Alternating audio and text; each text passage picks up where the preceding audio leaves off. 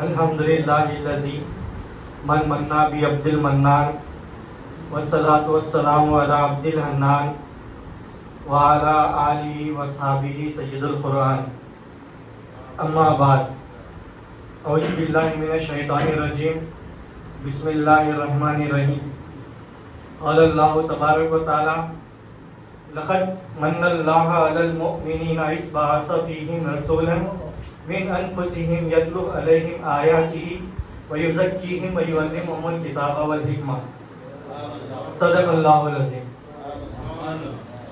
قال امام شہاب الدین احمد ابن حجر الہیثمی عن ابی بکر صدیق رضی اللہ تعالی عنہ: من انفق درہما علی قراءۃ مولود النبی کان رفیقا فی الجنہ. حضرت افضل البشر بعد الانبیاء سے مروی ہے کہ جو شخص میلاد کی مجلس پر 1 روپیہ بھی خرچ کرے گا وہ میرے ساتھ جنت میں ہوگا. اس روایت کو امام ابن حجر الہیثمی اپنی کتاب نعمت الکبریٰ علی رمی میں نقل کرتے ہیں.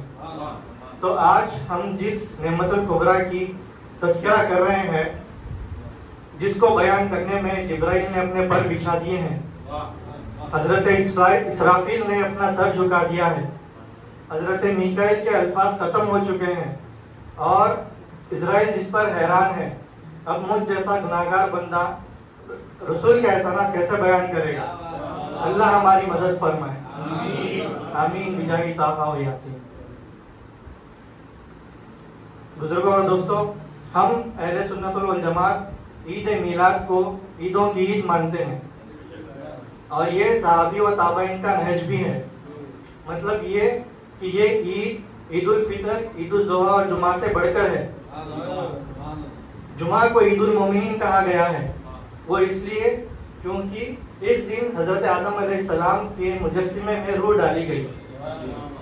ہم وہی آدم علیہ السلام کی بات کر رہے ہیں جو معراج کی رات حضور نبی کریم صلی اللہ علیہ وسلم کے مقتدی تھے. ہم وہی آدم کی بات کر رہے ہیں جس کو اللہ رب العزت نے روح زمین پر حضور کے صدقے میں ہی خلیفہ بنا کر بھیجا. ہم وہی ابو البشر کی بات کر رہے ہیں جس نے حضور نبی کریم صلی اللہ علیہ وسلم کے نام کے وسیلے سے ہی اپنی دعا کو قبول کرائی. مطلب یہ کہ آدم علیہ السلام نے حضور کے ذریعے ہی اللہ کو راضی کیا. اس لیے ہم عید میلاد النبی کو جمعہ سے بڑھ کر مانتے ہیں. اب بات عید الفطر کی. عید الفطر امت مسلمہ کے نزدیک عید التقویٰ کی حیثیت رکھتی ہے.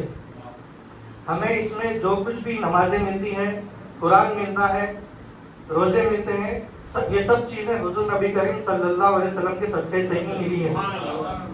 اگر ہم حضور کو ہٹا دیں تو ہماری عبادتیں کچھ نہیں رہے گی. جیسا کہ اللہ نے قرآن میں ارشاد فرمایا: ما آتاکم الرسول فخذوہ وما نہاکم عنہ فانتہوا. جیسے حضور نے ہمیں روزہ رکھنے کا حکم دیا ہے، ہمیں ویسے ہی رکھنا ہے.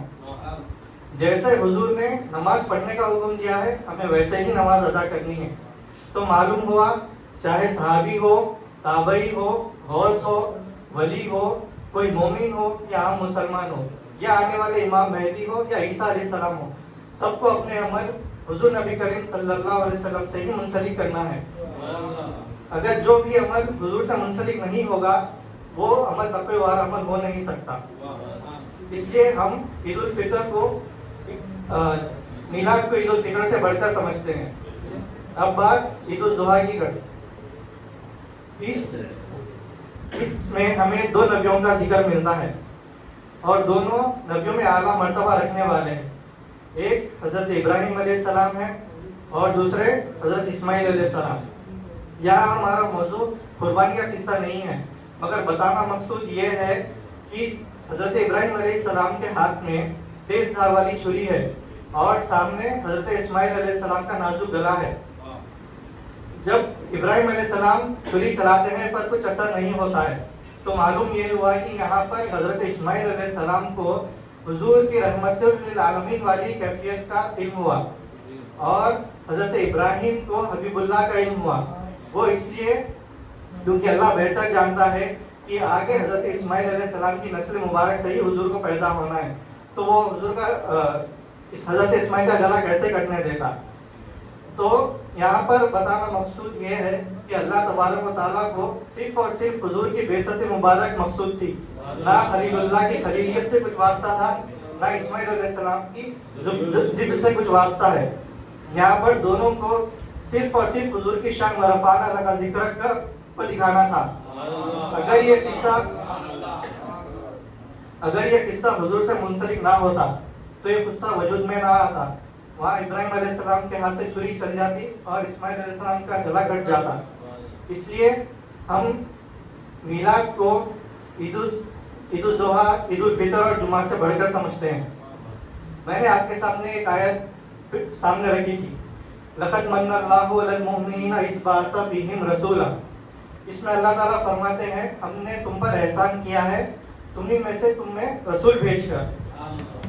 اب یہاں پر ایک بات غور طلب ہے، اللہ تعالیٰ کے کئی نعمتیں ہمیں قرآن پاک سے ملتی ہیں، پر کسی نعمت میں اللہ تعالیٰ نے یہ نہیں فرمایا کہ ہم نے تم پر احسان کیا ہے.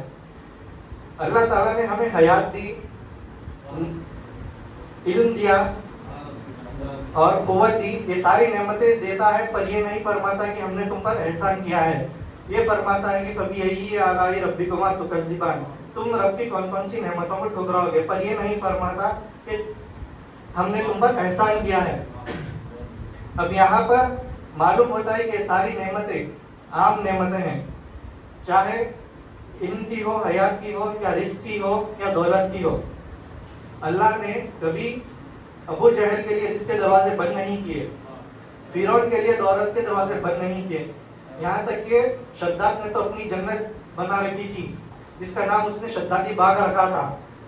تو معلوم ہوا یہ ساری نعمتیں عام نعمتیں ہیں، چاہے مسلمان ہو، کافر ہو، مشرک ہو، یہ سب کے لیے عام ہیں.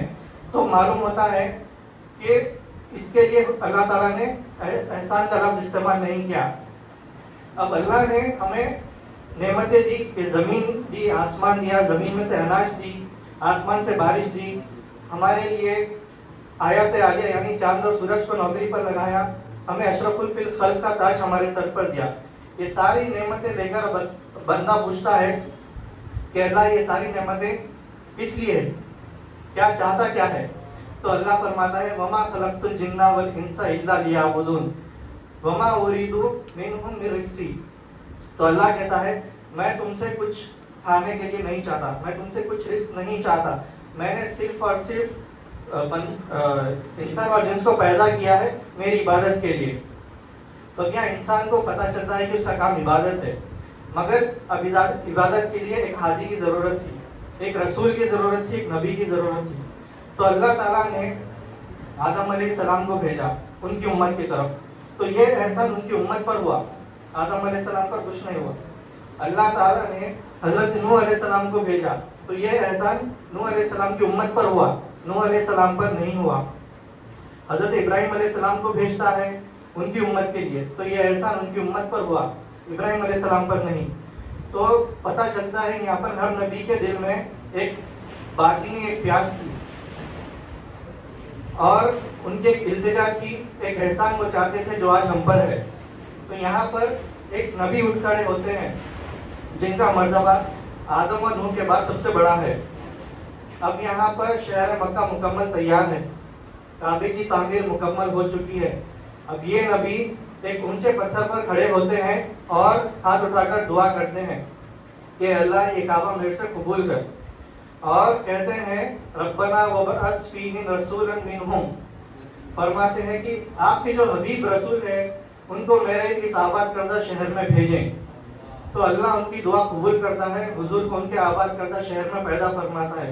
یہ ابراہیم علیہ السلام کے پر احسان کرتا ہے. اسی طرح ایک اور نبی ہے جن کا آنا مبارک ہوا. وہ نبی جب پیدا ہوتے ہیں تو ان کی ماں کے لیے ایک کرامت سے بڑھ کر نہیں ہے. یہ نبی جب جیسے ہی پیدا ہوتے ہیں وہ اپنی ماں کے گود میں اٹھ کھڑے ہوتے ہیں اور بنی اسرائیل کی اجماع سے کہتے ہیں کہ قالا انی عبداللہ. وہ کہتے ہیں کہ میں اللہ کا غلام ہوں. یہ نبی آگے اپنی امت کے سامنے یہ فرماتے ہیں کہ میں ایسے نبی کے آنے کی بشارت دیتا ہوں جو بہت عظیم ہے، جو میرے بعد آئیں گے، جن کا نام احمد ہوگا. اب یہ نبی اب آگے یہ دعا کرتے ہیں کہ اللہ سے کہ مجھے ان کا امتی بناؤ. تو اللہ ان کی دعا بھی قبول کرتا ہے، یہ ان پر ایک احسان ہو چکا ہے. اب آگے فرماتے ہیں ہمیں معلوم ہوا یہاں پر کہ ابراہیم علیہ السلام کے دل کی تسکین اور اطمینان ہمارے نبی ہے.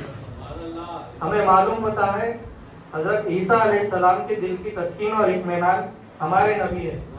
تو جو نبی نبیوں کے دل کا تسکین اور اطمینان ہے، اس نبی کی پیدائش کے دن کے سامنے عید الاضحیٰ عید الفطر تو بہت چھوٹی چیز ہے. اس لیے ہم اسے عید الاضحیٰ کہتے ہیں، یعنی عیدوں کی عید کہتے ہیں. اب یہ سارے احسانات جب بندہ دیکھتا ہے، اللہ سے مخاطب ہوتا ہے کہ ہم بھی دل کی تسکین چاہتے ہیں، اطمینان چاہتے ہیں، تو اللہ فرماتا ہے الا بذکر اللہ تطمئن القلوب. آگے فرماتا ہے اگر تم بھی دل کی تسکین چاہتے ہو، دلوں کا اطمینان چاہتے ہو، تو وہی کرو جو میں کر رہا ہوں. ان اللہ و ملائکتہ یصلون علی النبی یا ایھا الذین آمنوا صلوا علیہ وسلموا تسلیما. بے شک نبی اور ان کے ملائک حضور پر درود بھیجتے ہیں، اور اے ایمان والو تم بھی ابراہیم کی طرح ان کا تذکرہ کیا کرو، عیسیٰ کی طرح ان پر احسانات کے تذکرہ کیا کرو، شکر ادا کیا کرو جو آج ہم یہاں کر رہے ہیں. وما علینا الا البلاغ.